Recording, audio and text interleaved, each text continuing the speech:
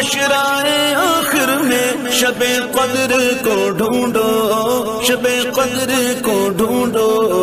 بخشش کا عنایات کا جو دل میں ہے ارمان کا یا حبیب اللہ،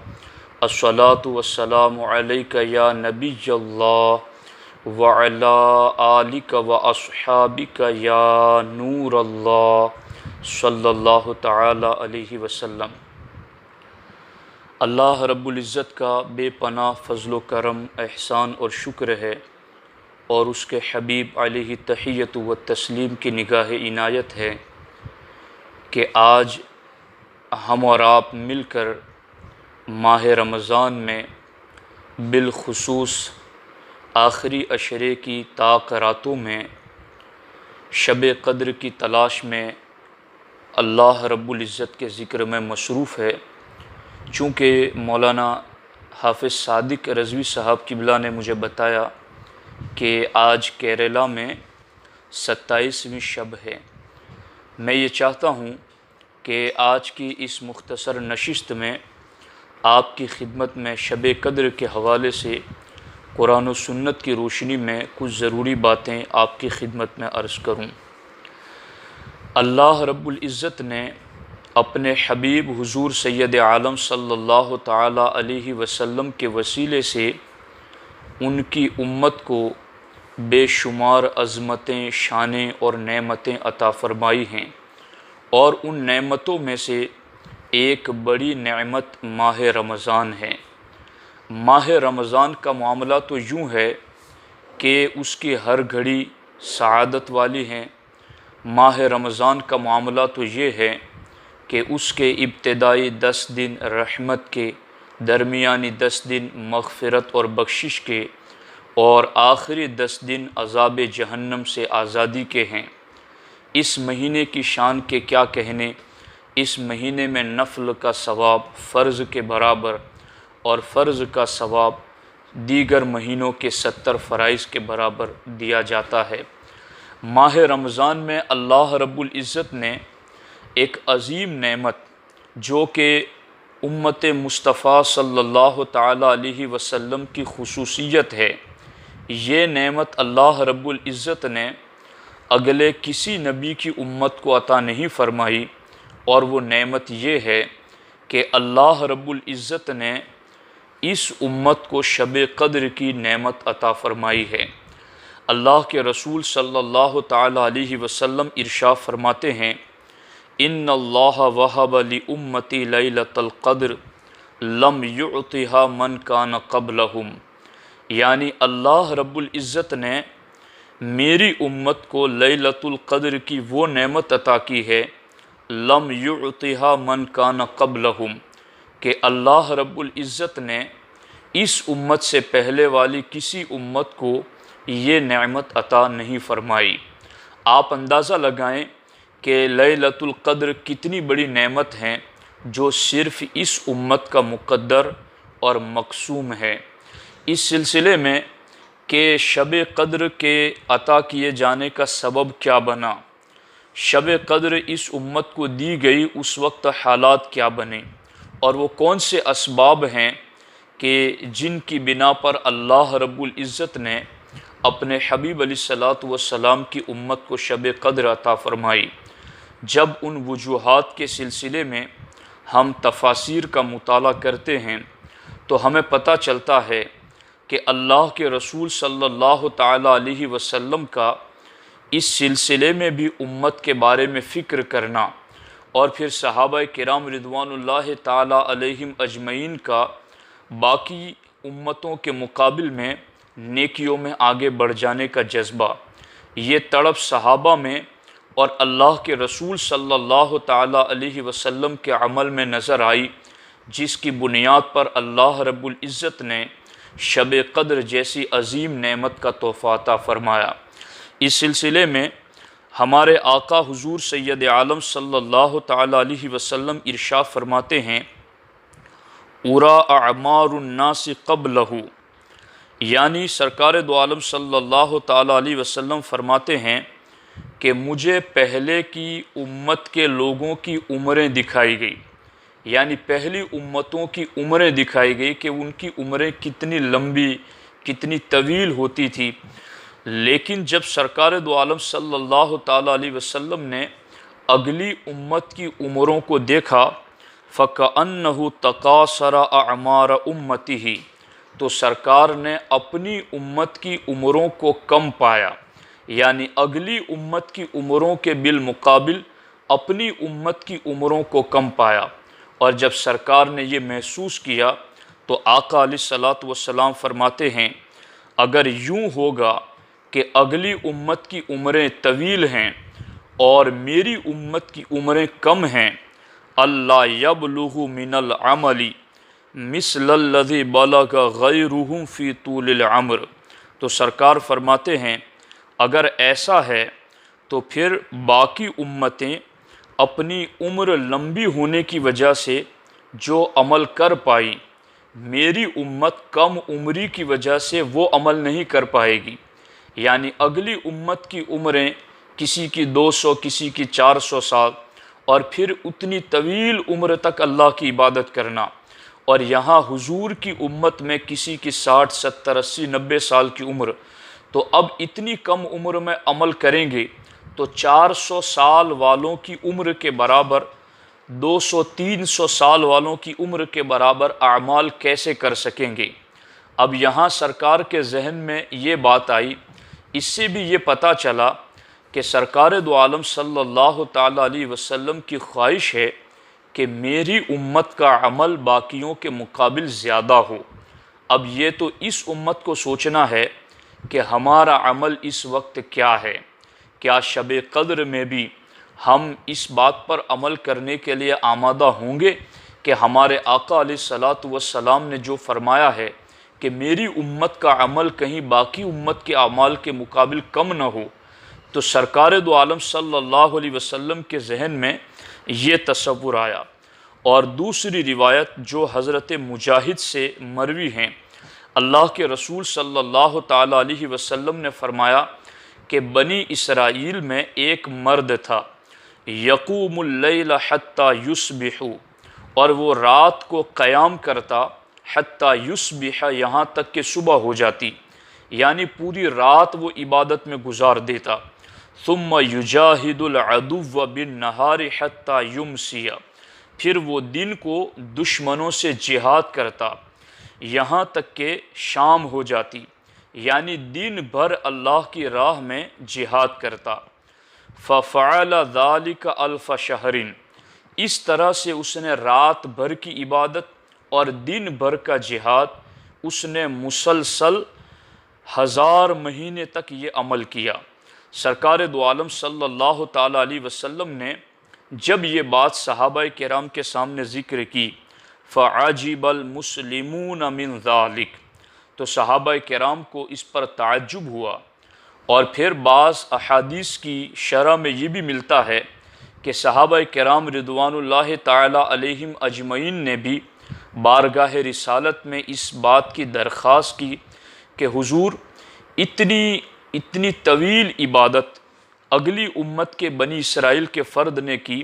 کہ 1000 مہینے تک مسلسل راتوں کا قیام اور دن کا جہاد، تو حضور ہماری عمریں بھی کم ہیں اور پھر دن میں ہماری مصروفیت کا بڑا وقت جو ہے وہ اپنے گھر بار کے کام کاج میں صرف ہو جاتا ہے، اور ہم تھوڑا وقت عبادت میں لگاتے ہیں، تو پھر ہماری عبادتیں اگلی امت کے لوگوں کے بالمقابل قیامت کے دن کیسے زیادہ ہوگی؟ ادھر حضور کو بھی یہ تصور ہے کہ میری امت کہیں عمل میں پیچھے نہ رہ جائیں، ادھر صحابہ جو براہ راست وحی الہی کو زبان رسالت سے سن رہے ہیں ان کے دل و دماغ میں بھی یہ تصور ہے کہ کہیں ہم عمل میں پیچھے نہ رہ جائیں۔ اب دیکھو ہمیں اس بات پر غور کرنا چاہیے کہ یہ اس امت کا بنیادی تصور ہے کہ یہ نیک اعمال میں، فکر آخرت میں، قبر اور آخرت کی تیاری میں، اللہ و رسول کی رضا میں، جہنم سے بچنے اور جنت کی تیاری میں کہیں پیچھے نہ رہ جائے۔ یہ حضور علیہ الصلوۃ والسلام کا بھی امت کے بارے میں تصور ہیں، اور امت کے صف اول کے مسلمین صحابہ کرام کا بھی یہ تصور ہیں، اور جب صحابہ اور سرکار دو عالم صلی اللہ علیہ وسلم کے ذہن پاک میں یہ تصور آیا، فَأَنزَلَ اللَّهُ تَعَالَى إِنَّا أَنزَلْنَاهُ فِي لَيْلَةِ الْقَدْرِ وَمَا أَدْرَاكَ مَا لَيْلَةُ الْقَدْرِ لَيْلَةُ الْقَدْرِ خَيْرٌ مِّنْ أَلْفِ شَهْرٍ۔ سرکار کے اور صحابہ کے دل و دماغ میں یہ تصور آنے پر اللہ رب العزت نے سورہ قدر نازل فرمائی، اور اللہ رب العزت نے فرمایا انا انزلناہ فی لیلۃ القدر، بے شک ہم نے اسے لیلۃ القدر میں اتارا ہے۔ اور تمہیں کیا پتا کہ لیلۃ القدر کیا ہے؟ لیلۃ القدر خیر من الف شہر، لیلۃ القدر 1000 مہینوں سے بہتر ہے۔ یعنی اب آپ اندازہ لگائیں کہ یہ حضور علیہ الصلوۃ والسلام کے وسیلے سے اس امت کو یہ انفرادیت اور خصوصیت ملی ہے کہ اگر یہ امت شب قدر کو پا لیتی ہے اور شب قدر میں اللہ کی بارگاہ میں عبادت کرتی ہیں، تو وہ جو بنی اسرائیل کا بندہ 1000 مہینے تک دن کو جہاد اور رات کو عبادتیں کرتا رہا، اللہ رب العزت اس سے بہتر اجر و ثواب امت مصطفیٰ کے اس فرد کو عطا فرمائے گا جو شب قدر میں رب کو راضی کر لیتا ہے۔ آپ دیکھیں اس سلسلے میں چونکہ وقت ہمارے پاس مختصر ہیں اور باتیں بہت طویل ہیں، میں چند باتیں صرف اشارتاً آپ کی خدمت میں عرض کر رہا ہوں اس سلسلے میں کہ اس رات کو لیلۃ القدر، لیلہ کا معنی رات ہے اور القدر، تو اس رات کو لیلۃ القدر کیوں کہتے ہیں؟ اس شب کو شب قدر کیوں کہتے ہیں؟ قدر کہنے کی بنیاد کیا ہے؟ تو اس سلسلے میں ہمارے علماء محققین نے اس کی کئی وجوہات ذکر کی ہیں، جن میں سے چند میں آپ کی خدمت میں عرض کرتا ہوں، اور ان وجوہات پر غور کرنے سے بھی شب قدر کی عظمت و شان کا پتہ چلتا ہے۔ آپ دیکھیں لیلۃ القدر میں جو قدر ہیں اس کا ایک معنی ہے تقدیر، یعنی جو کچھ تقدیر میں لکھا ہوا ہے، قدر کا ایک معنی یہ ہے، یعنی جیسا کہ قرآن مجید میں اللہ رب العزت نے ارشاد فرمایا خلق کل شیء فقدرہ تقدیرا، کہ اللہ نے ہر چیز کو پیدا کیا اور اس کا مناسب اندازہ کیا۔ یعنی اس رات کو لیلۃ القدر اس لیے کہتے ہیں کہ اس رات میں تقدیریں لکھی جاتی ہیں۔ اب اس تقدیر میں کیا لکھا جاتا ہے؟ تو اس کی تشریح اور تفصیل میں احادیث اور آیات کی تفسیر میں یہ لکھا ہوا ہے کہ اس رات میں آئندہ سال کتنے لوگوں پر موت طاری ہوگی وہ بھی لکھ دیا جاتا ہے، آئندہ سال کتنے لوگ پیدا ہوں گے وہ بھی لکھ دیا جاتا ہے، لوگوں کو کتنا رزق ملے گا یہ بھی لکھ دیا جاتا ہے، کتنی بارش ہوگی یہ بھی لکھ دیا جاتا ہے، اور پھر کتنے لوگ بیت اللہ کا حج کریں گے، ان حج کرنے والوں کے نام اور ان کے والدین کے نام لکھ دیے جاتے ہیں، اور پھر یہ سارا اس رات میں لکھ کر کے والمدبرات امرا، یعنی تدبیر کرنے والے فرشتوں کو وہ رجسٹر آئندہ پورے سال کا سونپ دیا جاتا ہے، اور وہ تدبیر کرنے والے فرشتے 4 ہیں، حضرت جبرائیل علیہ السلام،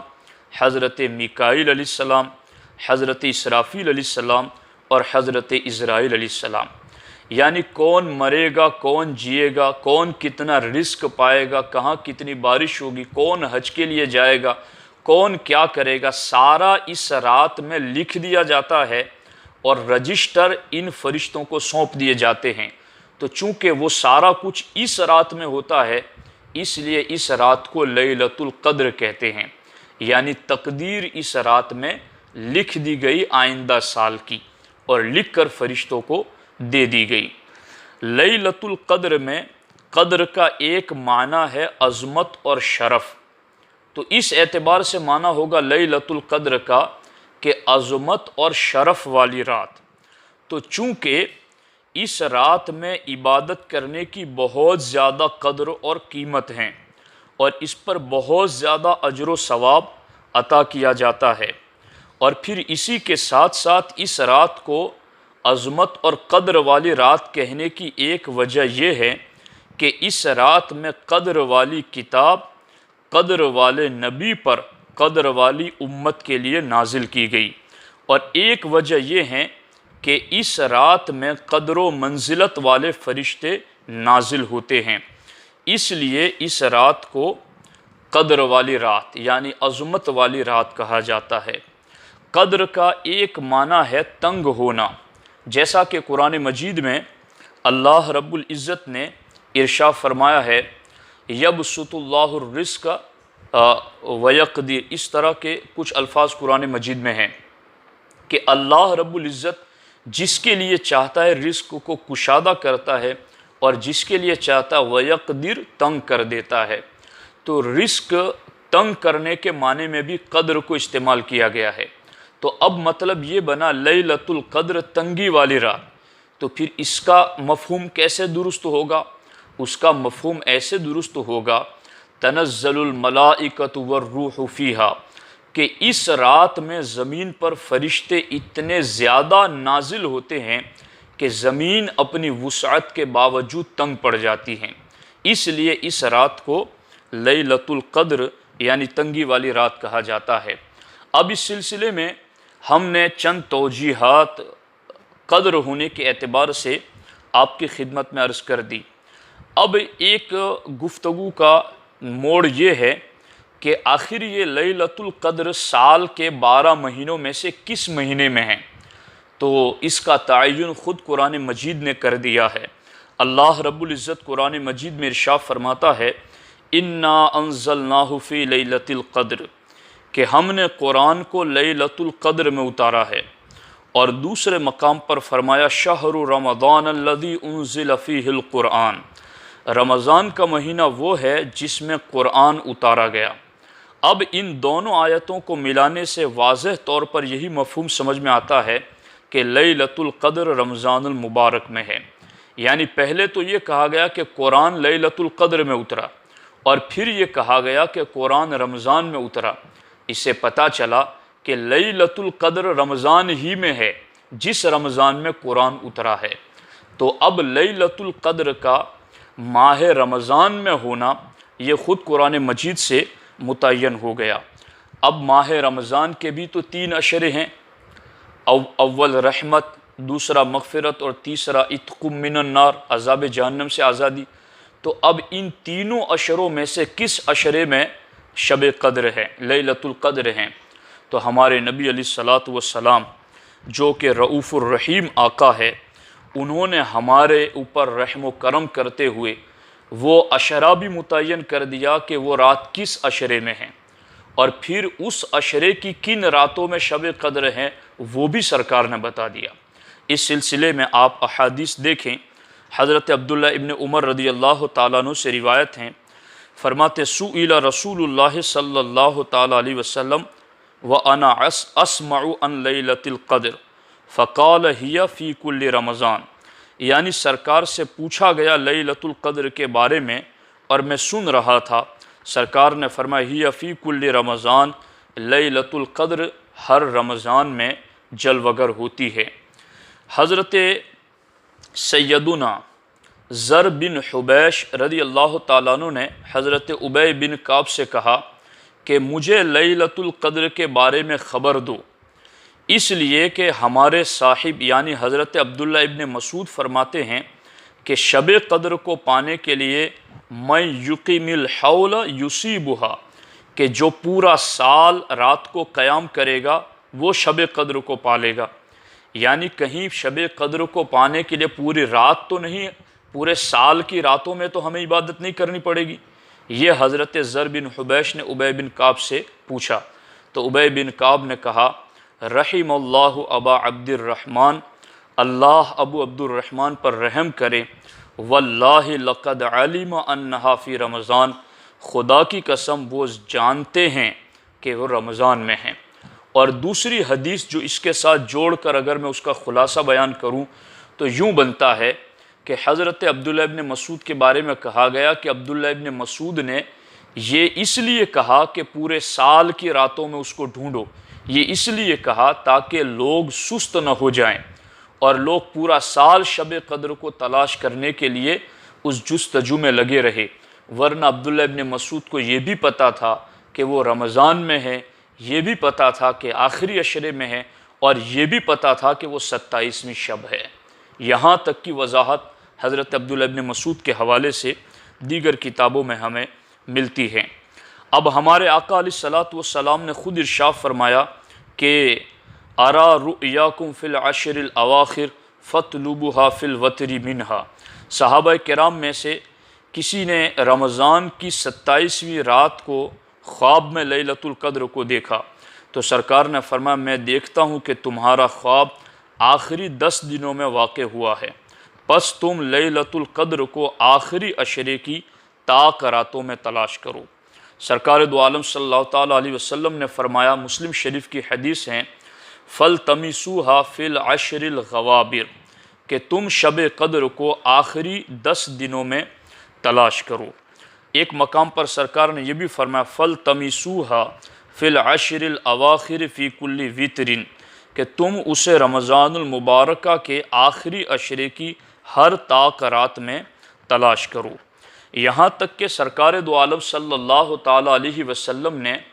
پہلے 10 دنوں میں اعتکاف کیا، پھر بتایا کہ میں نے اس میں شب قدر کو تلاش کیا لیکن اس میں شب قدر نہیں ہے، پھر دوسرے 10 دنوں کا اعتکاف کیا،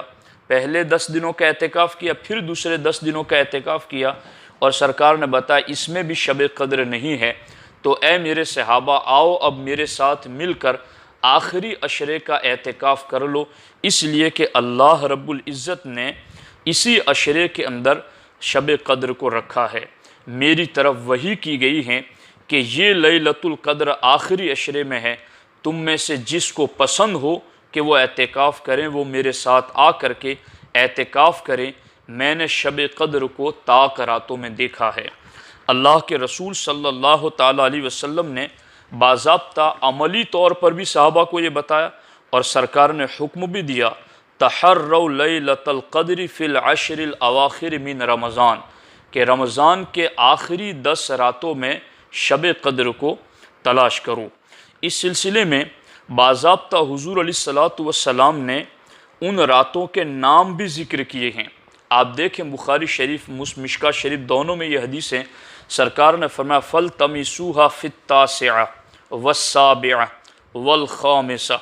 یعنی تم آخری عشرے کی 9ویں رات میں، 7ویں رات میں اور 5ویں رات میں شب قدر کو تلاش کرو۔ آپ کہیں گے دوسری راتیں کہاں گئیں؟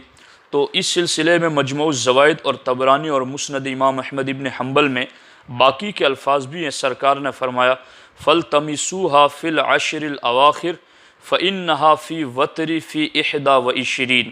أو 23 أو 25 أو 27 أو 29۔ سرکار نے فرمایا کہ شب قدر کو آخری 10 میں تلاش کرو، اس لیے کہ شب قدر یا تو 21ویں شب ہے یا 23ویں شب ہے یا 25ویں شب ہے یا 27ویں شب ہے یا 29ویں شب ہے۔ دیکھے تو صحیح رحمت للعالمین صلی اللہ تعالیٰ علیہ وسلم کا امت پر رحم و کرم کہ حضور علیہ الصلوۃ والسلام نے ماہ رمضان میں شب قدر کا عشرہ بھی متعین فرمایا اور عشرے میں راتوں کی بھی نشاندہی فرمائی ہے۔ اب امت پر لازم ہے کہ امت اپنے آقا حضور سید عالم صلی اللہ تعالیٰ علیہ وسلم کے فرامین پر عمل کرتے ہوئے شب قدر میں خوب عبادتیں کریں۔ اس سلسلے میں یہاں تک کی جو میری گفتگو ہے اس میں اس بات کا اندازہ ہوا ہوگا آپ کو کہ ہمیں شب قدر آخری عشرے کی طاق راتوں میں تلاش کرنا ہے، مگر جمہور امت کا رجحان 27ویں شب کے شب قدر ہونے کے حوالے سے ہیں۔ امام ابن حجر عسقلانی فرماتے ہیں کہ 21واں قول یہ ہے کہ یہ رمضان کی 27ویں رات ہے، اور حضرت ابی بن کعب، حضرت امام احمد بن حنبل، امام اعظم ابو حنیفہ اور بعض شوافع کا بھی یہی مذہب ہے، اور جمہور کا بھی یہی نظریہ ہے کہ شب قدر 27ویں شب ہیں۔ اس سلسلے میں حضرت عبداللہ ابن عباس کی ایک بڑی پیاری حدیث ہے، اس کو آپ کی خدمت میں عرض کرتا ہوں۔ حضرت عبداللہ ابن عباس کہتے ہیں کہ میں حضرت عمر کے پاس تھا اور دیگر صحابہ بھی وہاں موجود تھے، اور حضرت عمر نے سوال کیا کہ سرکار نے ارشاد فرمایا ہے کہ لیلۃ القدر کو رمضان کے آخری عشرے میں تلاش کرو، تو اے میرے ساتھیوں تمہارا اس کے متعلق کیا خیال ہے، وہ کون سی رات ہو سکتی ہیں؟ تو بعض صحابہ نے کہا وہ 21ویں ہیں، بعض نے کہا وہ 23ویں ہیں، بعض نے 25ویں، بعض نے 27ویں کا کہا۔ تو حضرت عمر نے حضرت عبداللہ ابن عباس سے کہا اے ابن عباس آپ کیوں نہیں بولتے؟ کہا حضور آپ نے کہا ہے کہ جب تک سارے لوگ بول نہ لے آپ نہیں بولنا۔ تو حضرت عمر نے انہیں اجازت دی۔ تو حضرت عبداللہ ابن عباس نے جو بات کی ہیں، عربی عبارت پڑھوں گا تو بات طویل ہو جائے گی، میں صرف اس کا ترجمہ عرض کرتا ہوں۔ حضرت عبداللہ ابن عمر عباس رضی اللہ تعالیٰ عنہ نے کہا کہ کسی صحابی نے 21ویں شب کا کہا، کسی نے 23، کسی نے 25، کسی نے 27ویں کا کہا، لیکن میں نے سنا ہے کہ اللہ تبارک و تعالیٰ نے 7 کا ذکر فرمایا ہے، یعنی 7 کا عدد اللہ رب العزت کو بہت پسند ہے، اور اسی لیے اللہ نے 7 آسمان بنائے، 7 زمینیں بنائیں، انسان کو 7 درجات میں پیدا کیا، زمین کی جڑی بوٹیاں بھی 7 ہیں، یہ ساری چیزیں انہوں نے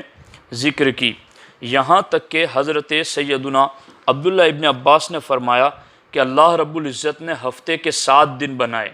اور زمانہ بھی 7 کے عدد میں گھومتا ہے، انسان کی تخلیق بھی 7 درجات میں فرمائی، انسان 7 زمینی چیزیں کھاتا ہے، 7 اعضاء پر سجدہ کرتا ہے، طواف میں 7 چکر ہیں، شیاطین کو 7 کنکریاں ماری جاتی ہیں، اللہ رب العزت نے سورہ فاتحہ جو عطا کی ہے اس کی 7 آیتیں ہیں، اور جن عورتوں سے اللہ نے نکاح حرام کیا وہ بھی 7 قسم پر ہیں، قرآن مجید میں 7 قسم کے لوگوں کے حصے بیان فرمائے ہیں، صفا مروہ کے چکر بھی 7 ہیں۔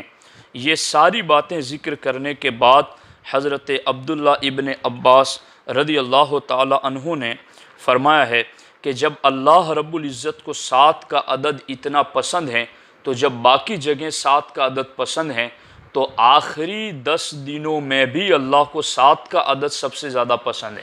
یعنی آخری عشرے میں 7 کا عدد مطلب 27ویں شب، تو فرمایا کہ 27ویں شب ہی شب قدر ہے۔ یہ حبر الامہ ترجمان القرآن حضرت عبداللہ ابن عباس کا فرمانا ہے۔ امام راضی فرماتے ہیں کہ لیلۃ القدر کے 9 حروف ہیں،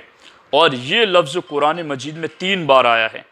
جس کا حاصل ضرب 27 ہیں، اس لیے یہ رات 27ویں شب ہیں۔ اسی کے ساتھ ساتھ باقی بہت ساری حدیثیں ہیں کہ جس میں سمندر کا جو کھاری پانی ہوتا ہے وہ بھی میٹھا ہو جاتا ہے، اور باقی بہت سارے دلائل میرے سامنے اس وقت موجود ہیں، مگر میں اخیر کے اندر صرف 1-2 حدیثیں پڑھ کر کے گفتگو کو اختتام کی طرف لانا چاہتا ہوں، جس میں خصوصیت کے ساتھ آج ہم اپنے سامعین کو جو کہ بالخصوص کیرلا میں سن رہے ہیں، جو شب قدر پا رہے ہیں، اور جو گجرات اور آس پاس کے علاقوں میں سن رہے ہیں جن کے لیے کل شب قدر کو پانے کا ایک چانس ہے، تو وہ بھی اس کے لیے اس کی تیاری کر لیں۔ اس سلسلے میں ہمارے آقا علیہ الصلوۃ والسلام نے فرمایا، بڑی ایمان افروز حدیث ہے، سنیے۔ حضرت عبداللہ ابن عباس سے روایت ہے، سرکار نے فرمایا اذا کانت لیلۃ القدر یأمر اللہ تعالی جبرائیل، کہ جب لیلۃ القدر جلوگر ہوتی ہیں تو اللہ رب العزت جبریل امین کو حکم دیتا ہے، کس چیز کا؟ فَيَهْبِتُ فِي كُبْكُبَةٍ مِّنَ الْمَلَائِكَةِ إِلَى الْأَرْضِ، اللہ رب العزت جبریل کو حکم دیتا ہے تو جبریل علیہ السلام فرشتوں کے جھڑمٹ میں زمین کی طرف تشریف لاتے ہیں، مَعَهُمْ لِوَاءٌ أَخْضَرٌ، اور ان کے ہاتھ میں سبز رنگ کا جھنڈا ہوتا ہے، فَيَرْكُزُ اللِّوَاءَ عَلَى ظَهْرِ الْكَعْبَةِ، اور پھر وہ اس جھنڈے کو خانہ کعبہ کی چھت پر لگاتے ہیں۔ اور یہ ساری باتیں جو ہیں وہ علم بالغیب سے تعلق رکھتی ہیں، اور غیب پر ایمان لانا یہی اس امت کی شان ہے۔ اب کوئی کل اٹھ کر کے یہ ہمیں کہہ دیں کہ کعبے کی چھت پر تو کوئی جھنڈا نظر نہیں آیا، تو پھر یاد رکھیں قرآن کے پہلے صفحے میں پہلے ہی رکوع میں اللہ نے فرمایا الذین یؤمنون بالغیب، ایمان ان کا معتبر ہے جو بن دیکھے اللہ و رسول کی باتوں پر ایمان لاتے ہیں۔ اور اسی لیے سرکار نے فرمایا طوبی لمن رآنی و آمن بی،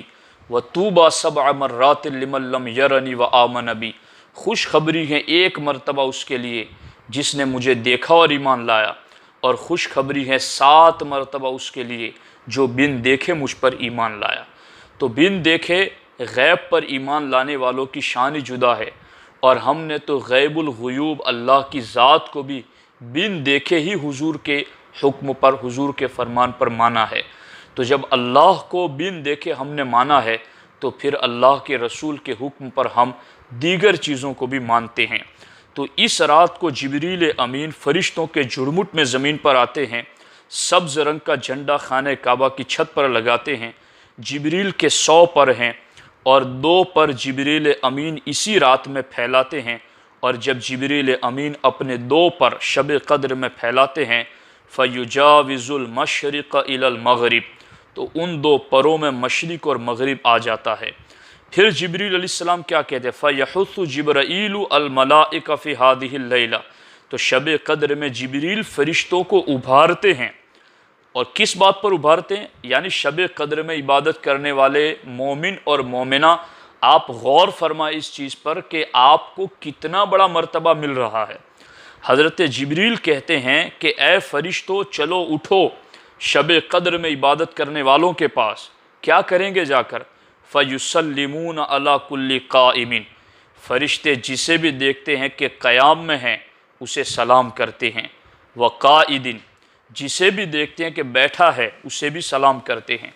وَمُصَلٍ، فرشتے جسے بھی نماز پڑھتے ہوئے دیکھتے اسے بھی سلام کرتے ہیں، وَذَاکِرٍ، اور جو بھی اللہ کے ذکر میں مصروف ہے فرشتے اسے بھی سلام کرتے ہیں۔ صرف سلام نہیں کرتے، وَيُصَافِحُونَهُمْ، فرشتے پھر اس مومن اور مومنہ سے مصافحہ بھی کرتے ہیں، اور صرف مصافحہ ہی نہیں کرتے، فَيُؤَمِّنُونَ عَلَى دُعَائِهِمْ، پھر ان مومن اور مومنات کی دعاؤں پر فرشتے آمین بھی کہتے ہیں، حَتَّى يَطْلُعَ الْفَجْرِ، یہ طلوع فجر تک جاری رہتا ہے، یہاں تک کہ جب فجر طلوع ہو جاتی ہیں تو جبریل علیہ السلام آواز دیتے ہیں معاشر الملائکہ، اے فرشتوں کی جماعت، الرحیل الرحیل، چلو کوچ کا وقت آ گیا ہے۔ اب یہاں کا غور سے سنیے آپ اس حدیث پاک کو، جب فرشتوں کو لے کر جبریل امین آسمانوں پر جاتے ہیں تو آسمان والے بھی امت مصطفیٰ کی بخشش کے انتظار میں رہتے ہیں، اور جبریل کو دیکھتے ہی وہ کہتے ہیں فَيَقُولُونَ، آسمان والے کہتے ہیں مَا صَنَعَ اللَّهُ فِي حَوَائِجِ الْمُؤْمِنِينَ مِنْ أُمَّةِ محمد صلی اللہ تعالیٰ علیہ وسلم، اے جبریل ہمیں بتاؤ تو صحیح اللہ نے شب قدر میں امت مصطفیٰ صلی اللہ علیہ وسلم کی مومنین کی ضرورتوں کے بارے میں کیا فرمایا؟ فیقول، تو جبریل کہتے ہیں نظر اللہ الیہم فی ہذہ اللیلہ، اللہ نے آج کی رات امت مصطفیٰ کو نظر رحمت سے دیکھا ہے، فعفى عنہم، انہیں بخش دیا، غفر لہم، نجات عطا کر دی، الا اربعۃ، سوائے 4 لوگوں کے،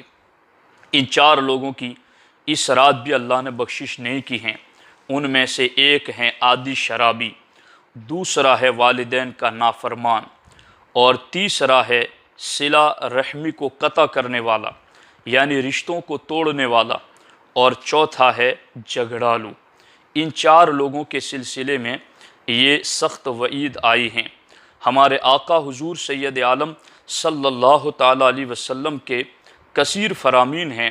سرکار نے فرمایا جس نے لیلۃ القدر کو ایمان کی وجہ سے اور حصول ثواب کی وجہ سے عبادت کر کے زندہ کیا، غفر لہ ما تقدم من ذنبہ، اس کے پہلے کے سارے گناہ بخش دیے جائیں گے۔ بعض احادیث کا مفہوم یہ بھی ہے جس نے عشاء کی نماز جماعت سے پڑھ لی اور مغرب کی نماز جماعت سے پڑھ لی، اس نے بھی شب قدر سے اپنا حصہ پا لیا ہے۔ تو خیر، آج کی اس نشست میں نے عاشقان رسول کی خدمت میں شب قدر کی عظمت و اہمیت اور شب قدر میں مومنین کو ملنے والے انعامات کے حوالے سے کچھ باتیں عرض کی ہیں۔ اللہ رب العزت اس کاوش کو اپنی بارگاہ میں قبول فرمائے۔